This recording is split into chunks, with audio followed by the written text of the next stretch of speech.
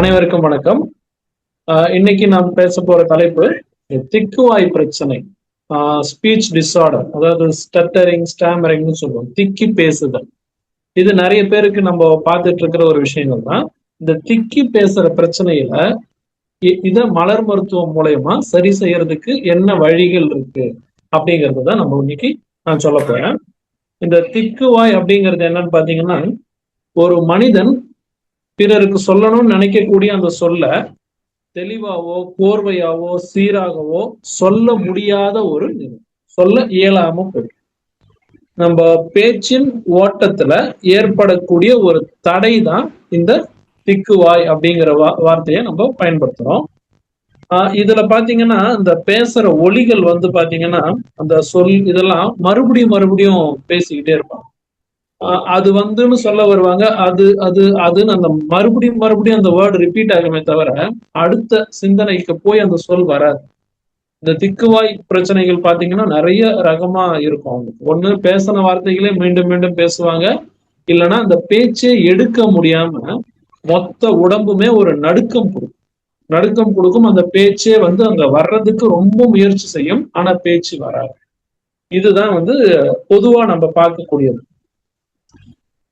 இதுக்கு காரணம் பாத்தீங்கன்னா ரெண்டே வகைதான். பெரும்பாலும் மூளை சார்ந்த நரம்பியல் காரணம். மூளைக்குள்ள போயிட்டா அது இதுதான் அப்படின்னு ஃபைண்ட் அவுட் பண்ண முடியாத அளவுக்கு அங்க ஒரு பெரிய நெட்வொர்க் வலைதளம் மாதிரி இருந்துகிட்டே இருக்கு. அதுல ஏதோ ஒரு இடத்துல பிரச்சனைகள் ஆயிடும். இந்த ஸ்பீச் ரிலேட்டட் ஏரியாவில் நடக்கக்கூடிய சிறு தவறுகள், இது ஒரு காரணம். உடல் ரீதியா சொல்ல போனா மூளையில் ஏற்படக்கூடிய நரம்பியல் காரணம் ஒண்ணு. அடுத்த காரணம் உளவியல் காரணம், சைக்கலாஜிக்கல் ரீசன்ஸ். இது பெரும்பாலும் பாத்தீங்கன்னா இந்த உளவியல் காரணம் எல்லாம் குழந்தை பருவத்திலே தொடங்கிடும். இந்த குழந்தையா இருக்கும்போது அவங்க சந்திக்கக்கூடிய பிரச்சனைகள், அவங்க ஏதாவது ஒரு விஷயங்களை பார்த்து பெரிய அளவுல பயந்து இருப்பாங்க. அந்த மனசு ஆறால அந்த பயம் போய் பதிவாயிடும். இந்த பயத்தின் பதிவு அதை முறிக்க முடியாம, அந்த பயத்தை விட்டு வெளியே வர முடியாம, அந்த சம்பவங்கள் மாதிரியே ஏதோ ஒரு விஷயத்த வாழ்க்கையில அவங்க எப்ப சந்திச்சாலும் மறுபடியும் அந்த பிரச்சனைக்குள்ள போவாங்க. பெரும்பாலும் திக்குவாய் பிரச்சனைங்கிறது பிறந்ததுல இருந்தே இருக்கும். ஒரு சிலருக்கு ஜெனட்டிக், பிறந்ததுல இருந்தே அப்பாவுக்கு இருந்தது, தாத்தாவுக்கு இருந்தது, இல்ல அம்மாவுக்கு இருந்தது, பாட்டிக்கு இருந்தது, அப்படியே பார்த்தா அடுத்த தலைமுறையிலையும் தொடர்ந்து வரும். இது ஜெனட்டிக்கலா வர்றதுக்கும் ஒரு வாய்ப்பு இருக்கு, பிறந்ததுல இருந்தே இருக்கும். ஒரு சிலருக்கு இடைப்பட்ட நிலையில வரும். ஒரு வாலிப பருவத்துல ஸ்டார்ட் ஆகும், இல்லைன்னா ஒரு 2 to 5 வயசுக்குள்ளதான் ஸ்டார்ட் ஆகும். 1 வயசு 2 வயசு வரைக்கும் ஏதோ பேச்சு ஓரளவுக்கு ஆரம்பிக்கக்கூடிய குழந்தை கூட 2 வயசுக்கு அப்புறம், 2 வயசு வரைக்கும் திக்கி இருக்க மாட்டாங்க, அதுக்கப்புறம் பார்த்தா ஒரு திக்குதல் ஆரம்பிப்பாங்க. இதுக்கெல்லாம் காரணங்கள் பெருசா நம்ம முடிவு பண்ண முடியாது. ஆனா அது போக போக போக அவங்களுக்கு அது ஒரு பழக்கமாவே மாறி அது ஒரு பிரச்சனையாவே பிக்ஸ் ஆயிடும். மூன்றாவதா நம்ம சொன்னோம்னா, மூளையில ஏதாவது பாதிப்புகள் ஏற்பட்டால், மூளை பாதிப்புகள், அதனால வரும் இந்த பேச்சு டிசார்டர்ஸ் அப்படிங்கிறது வரும். பெரும்பாலும் இந்த குரல் வளம் அப்படிங்கிறது இந்த 2 to 5 வயசுக்குள்ளதான் வளரும்.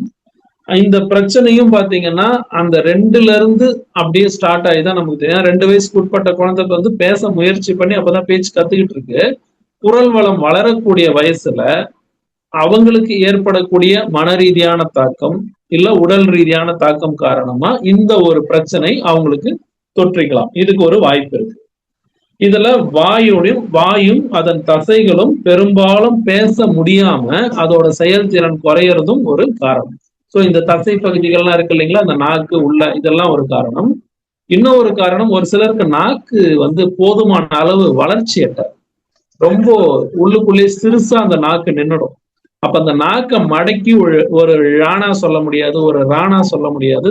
நம்ம தமிழ் மொழியில இருக்கக்கூடிய அந்த வார்த்தைகளை உச்சரிக்க முடியாம திணறும் போது இந்த ஒரு பிரச்சனைகள் வரும். நாக்கு சரியா வளரலனாலும் இந்த பிரச்சனைகள் வரும். இது நம்ம உடல் ரீதியான காரணங்கள் முதல்ல சொன்னோம் இல்லைங்களா, இந்த நரம்பியல் காரணங்கள். இதுல பாத்தீங்கன்னா மூளை காய்ச்சல் அப்படிங்கிறது வரும். நல்லாதான் வளர்ந்துட்டு வந்திருப்பாங்க, எந்த பிரச்சனையும் இருந்திருக்காது ஹெல்த் ரீதியா. ஒரு மூளை காய்ச்சல் பாதிப்பு வந்துட்டு போனதுக்கு அப்புறம் இந்த ஒரு ப்ராப்ளம் வந்திருந்தா அது ஒரு வாய்ப்பு. மூளை காய்ச்சல், வேற ஏதாவது ஒரு காரணம். அப்புறம் நம்ம சொன்ன மாதிரி மரபு ரீதியாக பரம்பரை நோயாக வரும். ஆர் அடுத்த கட்டமா சில வேக்சின்ஸ், சில மருந்துகள் அவங்களுக்கு ஏதோ ஒரு காரணத்துக்கு இன்ஜெக்ட் பண்ணியிருப்பாங்க. அந்த மருந்தின் காரணமா அந்த மருந்து ஒத்துக்காம போயிட்டு கூட அந்த மருந்தின் பக்க விளைவுகள் காரணமாக இந்த பிரச்சனை வரும். அது போய் மூளையில ஏதோ ஒரு பாதிப்பை ஏற்படுத்தி அதுக்கப்புறம் இந்த பிரச்சனைகள் வரும். இல்லைன்னா பெரும் விபத்து, ஒரு ஆக்சிடென்ட் சந்திச்சுட்டு ஆக்சிடென்ட்ல பேச்சை இழந்துட்டேன் அப்படிங்கக்கூடிய ஒரு நிலையும் நான் பார்த்திருக்கேன் சர்வீஸ் என்னோட எக்ஸ்பீரியன்ஸ்ல. அது வரைக்கும் ஒரு 36, 37 வயது நபர் தான் ஆக்சிடென்ட்டுக்கு அப்புறம் அவருடைய பேச்சை இழந்திருக்காரு. அது வரைக்கும் நல்லா பேசிட்டு இருக்காரு. இது மாதிரி ஏதேனும் விபத்துக்கு பின்னாடி கூட இந்த பேசும் திறன் பாதிப்பு. ஒண்ணு அந்த பேச்சு சுத்தமா மறந்துடலாம், இல்லைன்னா அந்த பேச்சு திக்க ஆரம்பிக்கலாம், இல்ல திணறுதல் எதுன்றது வரும். சோ இந்த மாதிரி பேசும் திறன் முற்றிலும் பாதிக்கப்படும். இது பாத்தீங்கன்னா உடல்ல பதிவாகக்கூடிய அதிர்ச்சி, அந்த பிசிக்கலா இருக்கக்கூடிய பாடியில அந்த ஆக்சிடென்ட்னால ஒரு அதிர்ச்சி பதிவாகும். இந்த அதிர்ச்சியின் பின் விளைவு தான் பாத்தீங்க அப்படின்னா அந்த ஆக்சிடென்ட்டுக்கு அப்புறம் இருக்கக்கூடிய அந்த ஸ்பீச் இன்எபிலிட்டி இல்ல ஸ்பீச் டிஸார்டருக்கு ஒரு காரணமா போயிடும். இது இல்லாம எவ்வளவோ உடல் ரீதியான காரணங்கள், பெரும்பாலும் எதெல்லாம் மூளையை போய் பாதிக்குதோ அந்த விஷயங்கள் எல்லாமே இந்த திக்குவாய் அப்படிங்கிற பிரச்சனைக்கு, இந்த ஸ்பீச் டிஸார்டருக்கு அடிப்படை காரணமா உடல் ரீதியா அமையப்படும். மன ரீதியா பாத்தீங்கன்னா எமோஷன்ஸ், அன்வான்ட் எமோஷன்ஸ், அதிகப்படியான மன அழுத்தம் போட்டு அவங்களுக்குள்ள அவ்வளவு எமோஷன்ஸ் அழுத்திக்கிட்டே இருப்பாங்க. இந்த மன அழுத்தம் என்ன பண்ணும் அப்படின்னா பேச விடாது. ரொம்ப ரொம்ப கோபமாயிட்டா பேச்சு வராது, இல்ல ரொம்ப ஆனந்தமாயிட்டாலும் பேச்சு வராது. ரொம்ப கோபம், ரொம்ப ஆனந்தம் ரெண்டுமே எக்ஸ்ட்ரீம் எமோஷன்ஸ். அதிகப்படியான சந்தோஷமும் ஒரு திணறுதலை கொடுக்கும், அதிகப்படியான துக்கமும் கோபமும் ஒரு திணறுதலை கொடுக்கும். இது மன ரீதியான ஒரு உண்மை.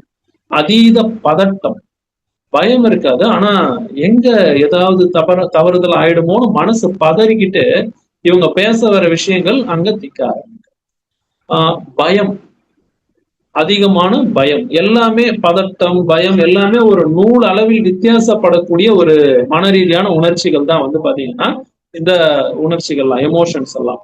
அப்புறம் இந்த திக்குவாய் பிரச்சனை நம்ம நல்லா பேசுவோம், அது இருந்தா பரவாயில்ல அப்படின்னு ஒரு தைரியத்தை வளர்த்துக்கிட்டாங்கன்னா அவங்களால நல்லா பேச முடியும். ஆனா எங்க நம்ம திக்கி பேசிடுவோமோ, நம்ம பேசுற வார்த்தை திக்குது, அப்போ நம்ம எதிர இருக்கிறவங்க கிட்ட நம்ம தப்பா பேசிடுவோமோங்கிற பயத்தினாலே இவங்களுடைய பிரச்சனை நாளுக்கு நாள் அதிகரிச்சு. சோ இது என்ன அப்படின்னு பாத்தீங்கன்னா அவங்க மீதான தன்னம்பிக்கை குறைபாட அதிகமா வளர்த்துக்கிட்டே போகுது. அவங்க பேச்சு மேல அவங்களுக்கே நம்பிக்கை இல்லை, பேசும் திறன் மீது அவங்களுக்கே அந்த நம்பிக்கை குறையும் போது இந்த பிரச்சனை நாளுக்கு நாள் அவங்க வாழ்க்கையில அதிகரிக்குமே தவிர இதை ரிவர்ஸ் பண்றதுக்கான வாய்ப்பு குறைஞ்சிடும். அதுக்கப்புறம் நம்ம சொன்ன மாதிரி இந்த ஆக்சிடென்ட்ஸ்ல சில நேரங்கள் மன ரீதியான அதிர்ச்சி, உடம்புல எந்த அடியும் இருக்காது, சில செய்திகள் கேள்விப்பட்டு மனசுல அதிர்ச்சி பதிவாகும்.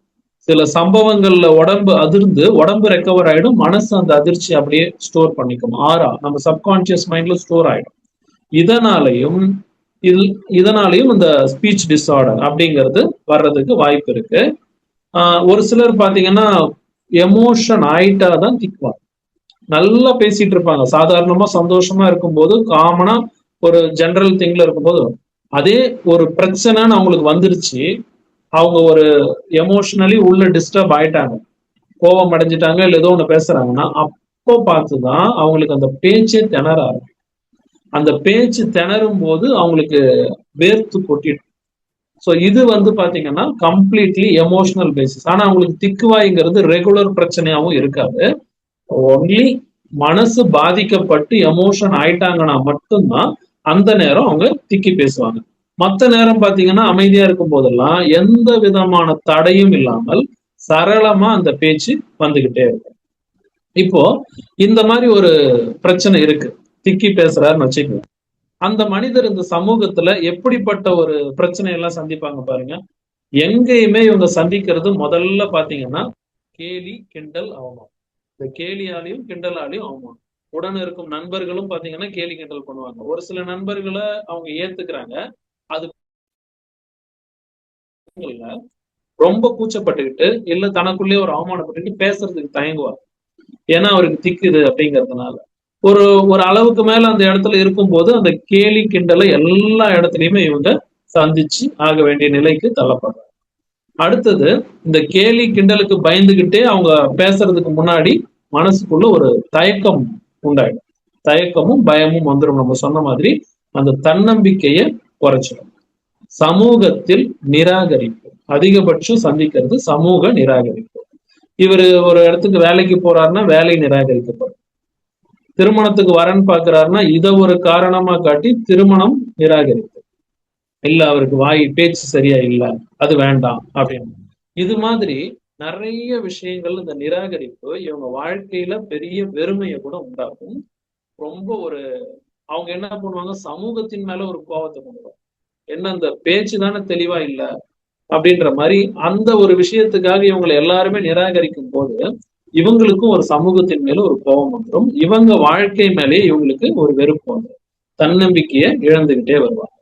சோ இப்போ இதுக்கு தீர்வு அப்படின்னு பாத்தீங்கன்னா இன்னைக்கு இருக்கிற வேர்ல்ட்ல ஸ்பீச் தெரப்பி எல்லாம் நிறைய கொடுக்குறாங்க. ஆனா எவ்வளவு ஸ்பீச் தெரப்பிஸ் கொடுத்தும் எது பண்ணாலும் மன ரீதியான எமோஷன்ஸ், இந்த மூளை ரீதியான விஷயங்களுக்கு எந்த விதமான பிரச்சனையும் வராம மறுபடியும் அந்த மூளை ரீதியான பிரச்சனை எல்லாம் தீர்க்கறதுக்கு இந்த திக்குவாய், பேச்சு திறன் குறையிறதோ இல்ல விபத்துலயோ இல்ல பிறவியிலேயே கூட இந்த பிரச்சனைகள் இருந்தாலோ மூளை நரம்பிலோ இல்ல மன ரீதியான எந்த ஒரு காரணத்தினால இருந்தாலும் சரி, எந்த விதமான பக்க விளைவுகளும் வராம, நான் ஆல்ரெடி சொன்ன மாதிரி சில வேக்சினேஷன்ஸால மூளையில பிரச்சனை ஏற்பட்டு பேச்சு டிஸார்டர் வந்தவங்க எல்லாம் கூட நாம் பார்த்திருக்கோம். சோ எந்த பக்க விளைவும் இல்லாமல் ஒரு மருந்து இருக்கு, இயற்கை முறையில ஒரு மருந்து இருக்குன்னா மலர் மருத்துவ முறையில அதுக்கு தீர்வு உண்டு. இந்த மலர் சிகிச்சை முறையில இந்த ஸ்பீச் டிஸார்டர்ஸ், திக்குவாய்களை ரிவர்ஸ் பண்ணி நார்மலா பேச வைக்கிறதுக்கு இதுல ஒரு தீர்வு உண்டு. மன ரீதியான எல்லா எமோஷன்ஸையும் சரி செஞ்சு மூளை ரீதியா உடல் ரீதியா எந்த பிரச்சனை இருந்தாலும் அதையும் இதுல சரி செய்ய முடியும். எந்த விதமான பிரச்சனையும் இல்லாம இந்த மலர் மருத்துவம் வாயிலாக இந்த ஸ்பீச் டிஸார்டர்ஸ் பிரச்சனைகளுக்கு தீர்வு உண்டு.